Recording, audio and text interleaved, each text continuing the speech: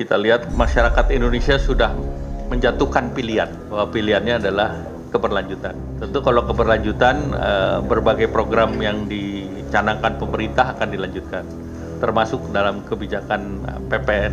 Pasar Tanah Abang yang kembali menjadi perhatian masyarakat, namun bukan karena meningkatnya aktivitas jual belinya, melainkan pengunjung yang datang ke Pasar Tanah Abang semakin menurun, bahkan sepi hingga membuat sejumlah kios gulung tikar. Bagaimana ini Tanah Abang makin hari makin sunyi pengunjung, makin tidak ada orang yang datang ke pasar offline. Semakin naik, semakin terasa suasana horornya. Di lantai ini sudah banyak sekali toko yang tidak dihuni oleh pedagang karena makin sepi pengunjung. Next, lantai 3A. Kalau lantai 3A kurang lebih ada 900 unit kios yang ada. Hanya beberapa kios saja yang bertahan. Hampir semua kios rata ditempel surat tunggakan pembayaran servis cas dan surat peringatan segel. Bahkan beberapa toko mempunyai tunggakan servis cas dengan nilai yang fantastis. Ekonomi melempem, PPN malah naik, rakyat makin hemat, tapi rakyat makin menjerit. Assalamualaikum warahmatullahi wabarakatuh. Sobat RJ semuanya, pernah dengar cerita pedagang Tanah Abang nggak? Yang omsetnya anjlok sampai 80%? Atau kabar soal ekonomi kita yang diprediksi nggak bakal tembus 5% tahun depan? Hari ini, dengan rasa prihatin yang dalam, kita bahas kisah-kisah getir ini. Tapi siap-siap ya, karena cerita ini bikin kalian geleng-geleng kepala. Tanah Abang dulu begitu ramai, kini menjadi sunyi. Di sini Tanah Abang adalah sebuah pasar tekstil yang terbesar se-Asia Tenggara. Tapi hari ini, di sini tak ubahnya seperti sebuah museum yang sepi. Bahkan Tommy, seorang pedagang di sana pun cerita kalau dulu dagangannya laris manis. Bahkan dirinya nggak perlu memajang pun sudah pasti ada yang beli. Tapi sekarang semuanya bertolak 180 derajat. Sebulan ini saya nggak terima pesanan sama sekali. Keluhnya memelas.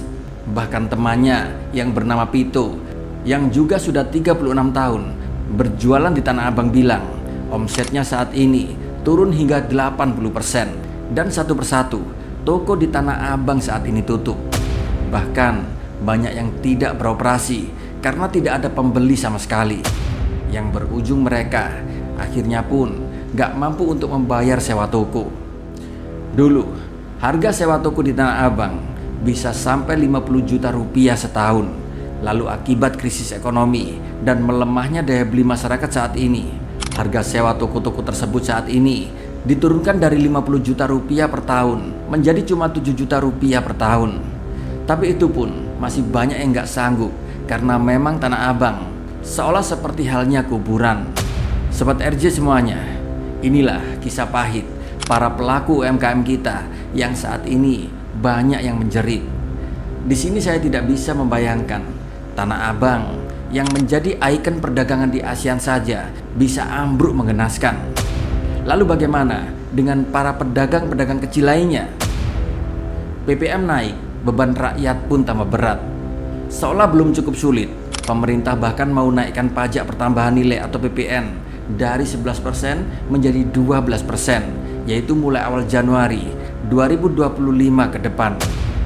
Sobat RJ, kebijakan dari pemerintah tentang menaikkan pajak ini ke masyarakat, di sini bisa diibaratkan masyarakat kita saat ini sudah jatuh, mereka tertimpa tangga, lalu mereka pun masih harus ketiban lemari. Kebijakan pemerintah ini sudah tentu bakal makin memperparah kondisi ekonomi negeri ini.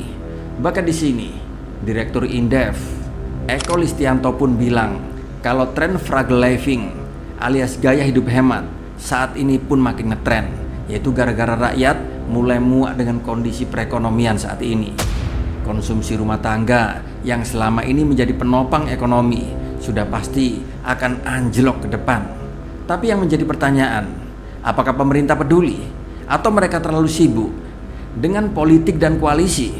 Kemarin dalam sebuah kampanye, Presiden Prabowo pun pernah berjanji akan berusaha membuat pertumbuhan ekonomi kita pun bisa tembus 8%. Tapi Core Indonesia di sini justru memprediksi bahwa ekonomi kita ke depan akan mentok di angka 4,8 hingga 5% tahun depan. Kenapa? Di sini diakibatkan karena konsumsi rumah tangga yang lemah, investasi yang seret, dan ekspor yang tertekan menjadi alasan utamanya. Sobat RJ semuanya, inilah yang bikin kita gemes. Kemarin, Pak Jokowi pun sering pamer soal pembangunan infrastruktur. Hutangnya pun akhirnya digenjot tanpa hati-hati. Hingga hutang negara saat ini meroket sangat luar biasa. Lalu di sini, apa artinya jalan tol baru kalau rakyat gak mampu beli bensin? Dan yang menjadi pertanyaan saya hingga hari ini, apakah mungkin tahun 2030 Indonesia bakal benar-benar hancur seperti yang dulu pernah dikatakan Prabowo? Kita masih pakai lambang-lambang negara, gambar-gambar pendiri bangsa masih ada di sini. Tetapi di negara lain, mereka sudah bikin kajian-kajian di mana Republik Indonesia sudah dinyatakan tidak ada lagi tahun 2030. Boom! Mereka ramalkan kita ini bubar. Hutang segunung dan defisit anggaran inilah yang membuat langkah Prabowo ke depan sudah tentu akan terseok-seok. Jadi kalau masalah pemerintah menaikkan pajak dan segala tetek bengeknya ke rakyat, ini adalah sebuah efek domino dari kebijakan-kebijakan yang dibuat oleh Jokowi. Jokowi bukannya fokus pada kebijakan yang pro rakyat, malah di akhir pemerintahannya PPN pun dinaikkan dari 11% menjadi 12%. Di sini sebenarnya Prabowo bisa saja untuk menolak ataupun tidak menyetujui kenaikan pajak ini, yaitu dengan menerbitkan Perpu atau Kepres. Tapi sayangnya Prabowo juga nggak bisa berkutik atas defisit anggaran saat ini. Dan Prabowo pun nggak bisa berbuat apa-apa lagi, walaupun sebenarnya masih banyak sumber-sumber lainnya, seperti halnya pertambangan sumber daya alam. Tapi Prabowo di sini seolah nggak punya kemampuan. Apalagi sumber daya alam kita hampir mayoritas dikuasai oleh asing. Dan jadi mau tidak mau, rakyatlah yang bisa dijadikan target saat ini.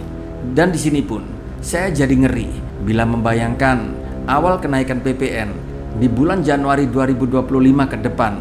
Tentu saja hal ini akan berdampak sangat serius bagi masyarakat, terutama masyarakat kelas menengah ke bawah.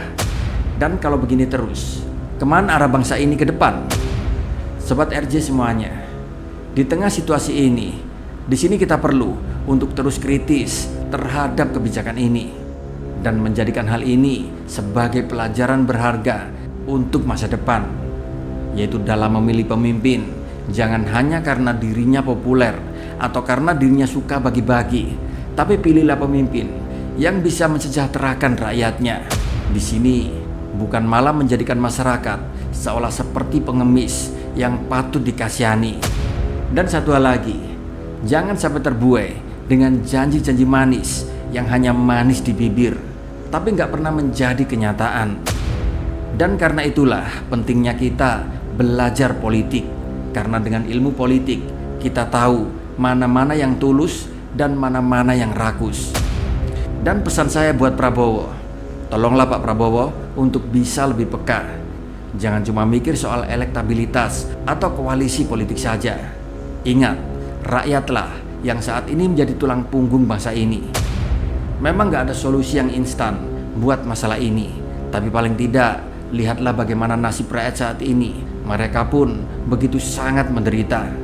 Dan mungkin hanya kaum ternakan Mulyono saja yang seolah merasa bahagia menjalani fenomena ekonomi saat ini. Pak Prabowo, batalkan saja kenaikan PPN tersebut. Beban rakyatmu sudah berat, jangan malah diperberat. Terima kasih. Wassalamualaikum warahmatullahi wabarakatuh.